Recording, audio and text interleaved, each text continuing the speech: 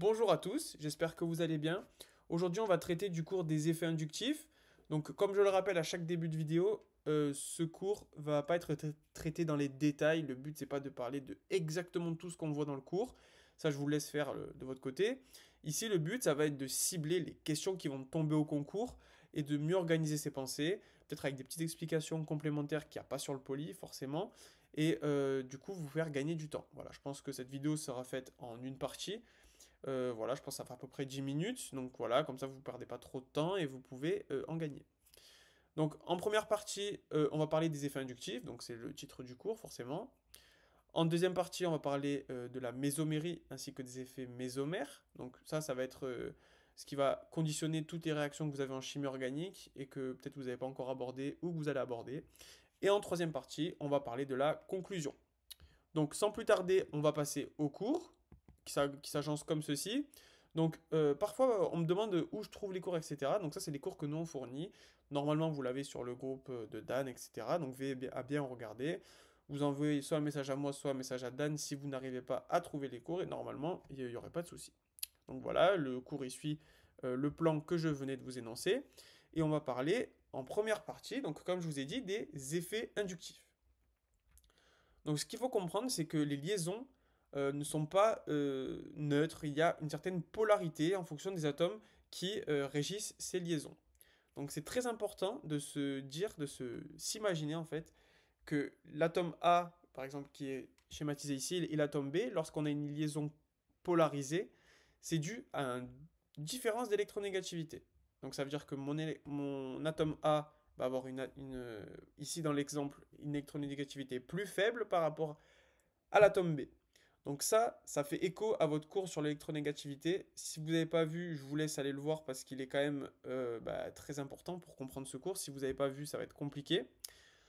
Donc voilà, donc on a un atome A qui a une électronégativité plus faible que l'atome B. Donc l'atome B va être plus électronégatif, donc va plus attirer les électrons vers lui. Et là on le voit sur la liaison, les électrons sont davantage vers le B. Donc c'est ce qui matérialise, entre guillemets, son électronégativité supérieure à celle de A. Après on a d'autres liaisons qui sont un peu plus particulières, notamment la liaison ionique, où là carrément l'électronégativité est trop importante entre les deux atomes, et donc il y a arrachement de l'électron. Là il n'y a plus une liaison, il n'y a plus de partage en fait, on coupe la liaison, il n'y a plus d'échange entre les deux atomes.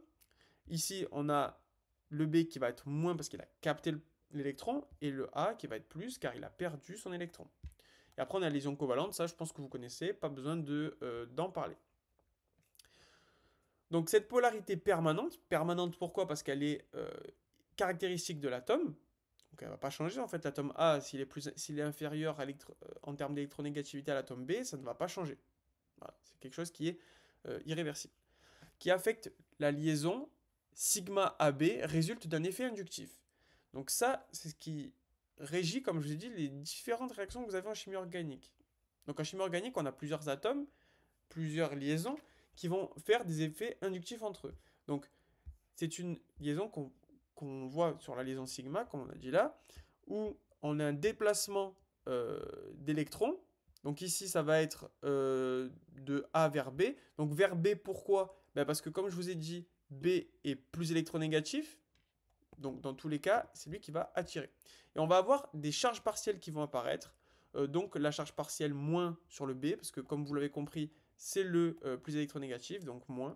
Et la charge partielle positive sur le alpha, ou un peu plus décalé, parce que forcément l'équilibre va être décalé, comme vous voyez à gauche, à peu près vers le A.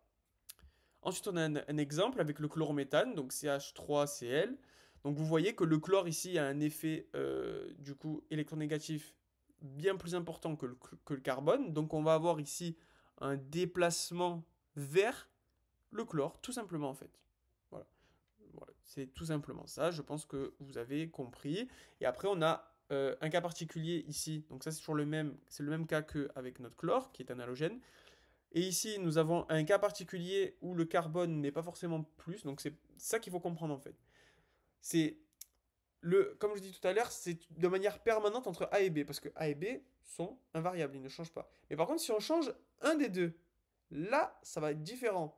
Lui n'est pas forcément plus, et lui n'est pas forcément moins. En fait, ça va dépendre des deux. C'est celui qui va être le moins, le plus électronégatif qui va être le moins. Donc ici, quand on prend un métal, on en reparlera juste après, un métal, c'est toujours donneur d'électrons. Voilà. Donc ça va être celui qui va donner l'électron et moins le capter. Donc s'il donne, il capte pas, il donne son électron, il est plus, le carbone le capte, il est moins. Donc ça, je pense que vous avez à peu près compris. Donc voilà.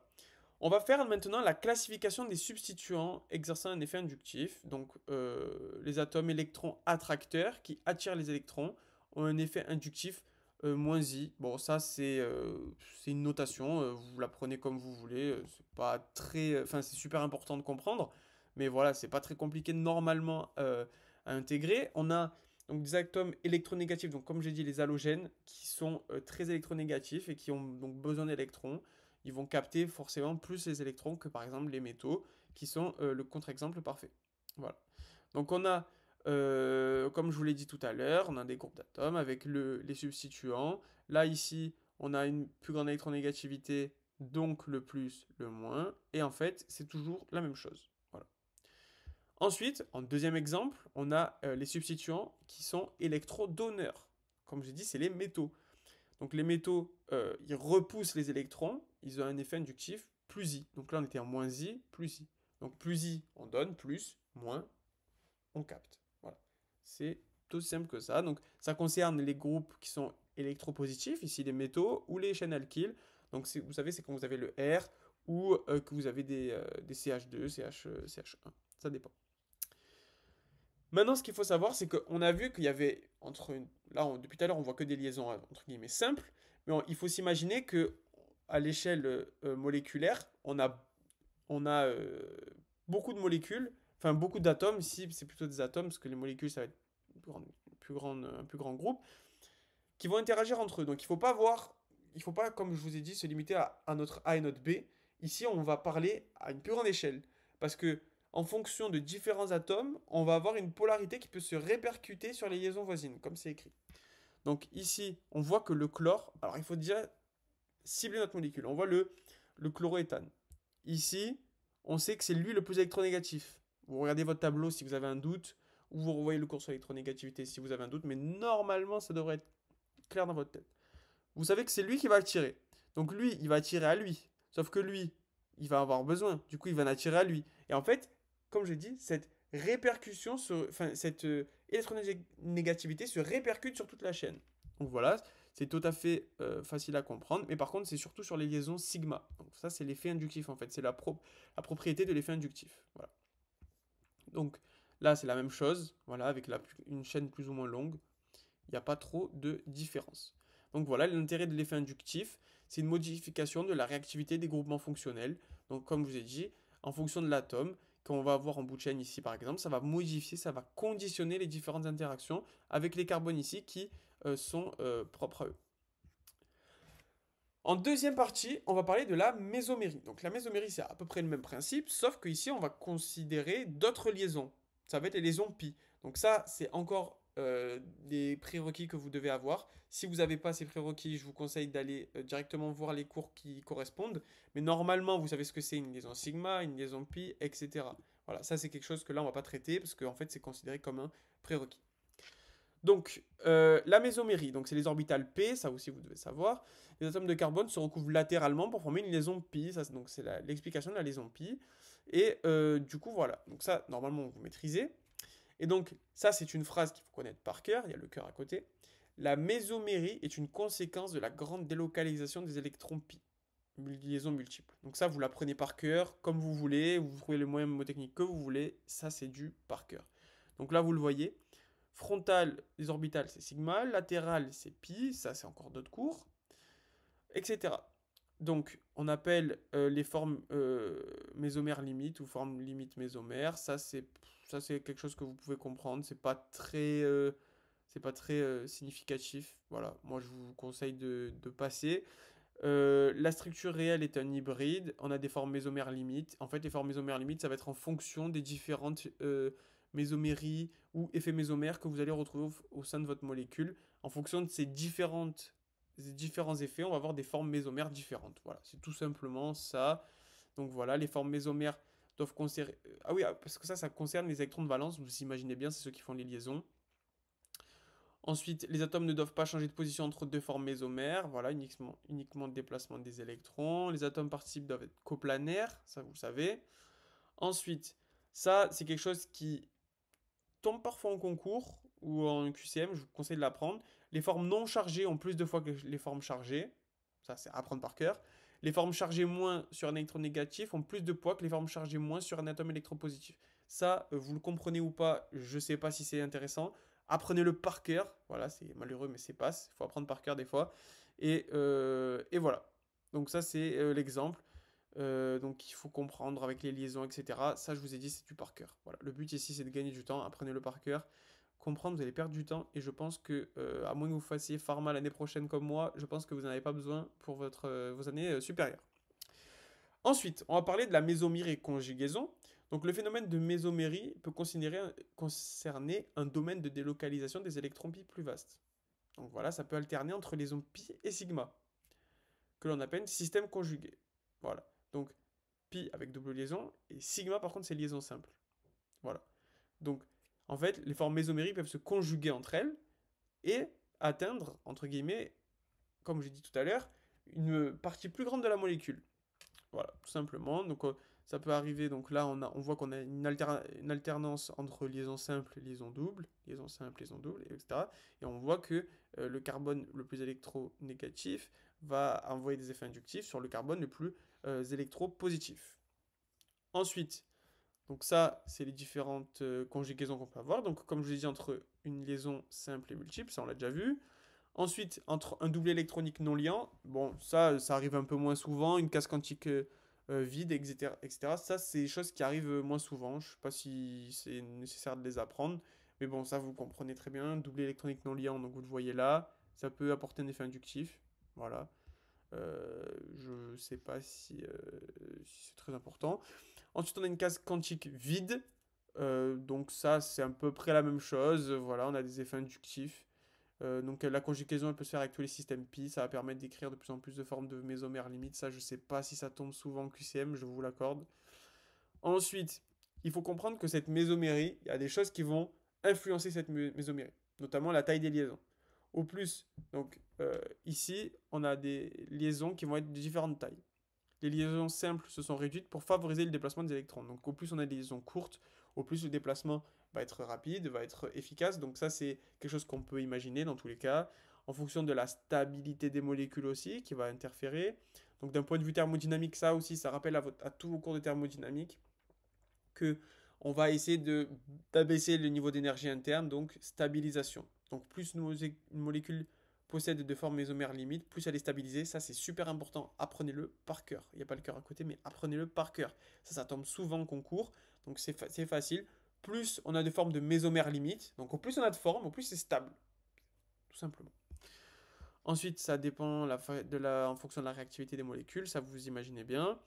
Et ensuite, polarisation des molécules, donc ça dépend aussi de l'effet mésomère. Ça va être quelque chose que vous devez encadrer, apprendre par cœur. C'est la polarisation d'une molécule, d'une liaison pi, résulte de l'existence d'une mésomérie dissymétrique. Voilà. Ça, vous l'apprenez par cœur. Voilà. Ça tombe tout le temps, tout le temps, tout le temps. Ça, c'est points qui peuvent vous être donnés. Ensuite, on va parler de la classification des substituants. Donc comme je vous ai dit, on va ici chercher nos charges partielles. Donc en fait, la charge partielle, ça va être quoi? Ça va être quel groupe, ici on parle de groupement, c'est pareil, va être moins ou quel groupement va être plus. Et en fonction de moins ou plus, il va avoir un effet mésomère différent. Donc ici, voilà, quand vous le voyez, les groupes mésomères attracteurs, donc M-, en fait c'est pareil que pour tout à l'heure avec les effets inductifs, c'est la même chose, sauf que là c'est l'effet mésomère. Et en fait, en fonction de la polarité, en fonction de l'électronégativité, vous allez avoir moins ou plus. Et c'est la même chose. Donc ici, on voit que l'oxygène est plus négatif, donc moins. Et voilà, donc c'est toujours la même chose. Je ne sais pas si c'est quelque chose que je dois vous réexpliquer. Voilà, les électrons, donc ici c'est attracteur, donc moins. Et ici on a les électrons donneurs, comme je dis, ça concerne les métaux surtout. Donc voilà. Les groupements mésomères donneurs, ils disposent d'un doublé non liant. Ils font apparaître des charges négatives sur le reste de la molécule. Pourquoi? parce que comme ils donnent leurs électrons, les autres vont être moins, donc ils vont faire apparaître des moins. Et inversement pour les M-, ils vont appauvrir le réseau moléculaire en électrons, donc ils vont faire plus. Donc tellement ils vont attirer les électrons vers eux, les autres vont être plus. Voilà, c'est tout simple, c'est aussi simple que ça. Ensuite, donc comparaison effet inductif, effet mésomère. Tout à l'heure j'ai gagné du temps, je vous l'ai expliqué, mais c'est la même chose. Effet inductif, c'est les liaisons pi, les liaisons sigma, et effet mésomère, c'est les liaisons pi. Voilà, liaisons simples ou liaisons multiples. Ça, c'est en guise de... Voilà, je pense que vous pouvez l'apprendre par cœur. Un effet mésomère peut être à l'origine d'un effet inductif. Ça, vous l'apprenez, tout simplement, en fait. Voilà. Là, vous prenez la phrase telle quelle. Et cette phrase aussi, un effet inductif peut orienter un effet mésomère. Ça, c'est juste du par cœur, en fait. Il n'y a pas de compréhension complexe. Moi, je vous conseille vraiment de l'apprendre par cœur. Et je pense que le prof ne va pas vous embêter plus que ça. Ensuite, ça fait déjà longtemps qu'on se parle, on va faire la conclusion. Donc la conclusion, je pense que normalement, si vous avez bien écouté, bien suivi, vous allez comprendre qu'est-ce qui est important. Donc le but, c'est de pouvoir déterminer les molécules riches en électrons et pauvres en électrons pour pouvoir considérer les différents mécanismes. Une attaque nucléophile, une substitution nucléophile, ça vous le voyez normalement en chimie organique, va conditionner ces réactions. Donc au plus, on a un groupement électrophile, il aime les électrons. Donc l'espèce est en manque d'électrons, donc pauvre en électrons. Ici, on aime les noyaux, donc on est nucléophile, donc toujours pareil, des liens et de la logique. L'espèce, elle est en manque de plus, donc elle sera riche en électrons. Voilà, tout simplement. Je pense que vous avez suivi depuis le début. En tout cas, comme d'habitude, si vous avez quelconque question, etc., vous pouvez venir me la poser sur WhatsApp. Il n'y a pas de souci, j'y répondrai. Et voilà, normalement, s'il y a quelque chose que j'ai pas abordé ou que je suis passé, j'ai sauté, je suis désolé, c'est pour être très synthétique, j'ai pas trop le temps. Donc, comme vous voulez, voilà, vous pouvez m'envoyer un message et je répondrai. En tout cas, bonne chance à vous et bon courage pour vos révisions.